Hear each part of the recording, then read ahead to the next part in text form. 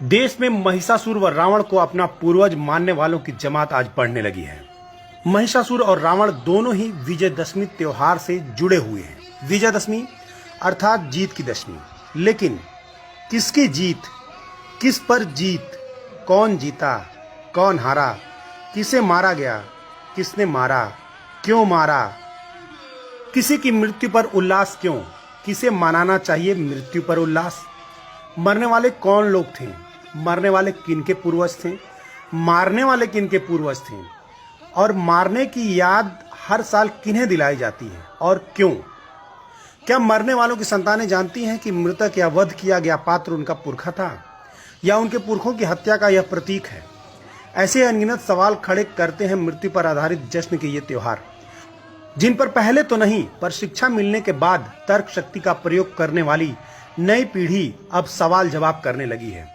मनुवादियों ने कहा कि कुछ मत जानो, जो कहा सिर्फ उसे मानो, पर अब जिज्ञासु प्रवृत्ति ने ऐसा कौतूहल जन्म दिया है कि पहले जानो तब मानो, जैसा कि बुद्ध कहते हैं।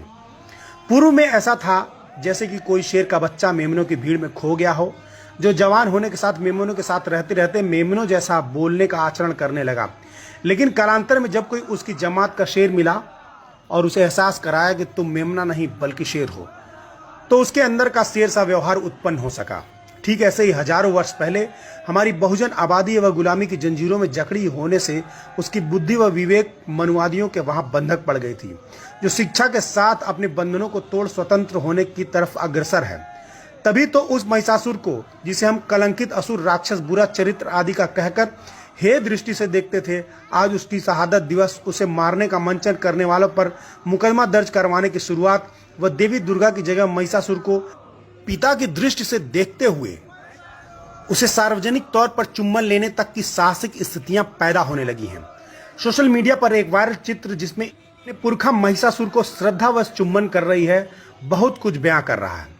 अब वह संकोच खत्म होने लगा है कि महिषासुर या रावण को अपना मानने वाले या अपने कुल परंपरा का जानने वाले लोग छुपने वाले नहीं हैं, बल्कि उन साजिशों को समझने लगे हैं जिसके तहत उनके राजाओं, नायकों को कथित असुर घोषित कर छल से मारा गया।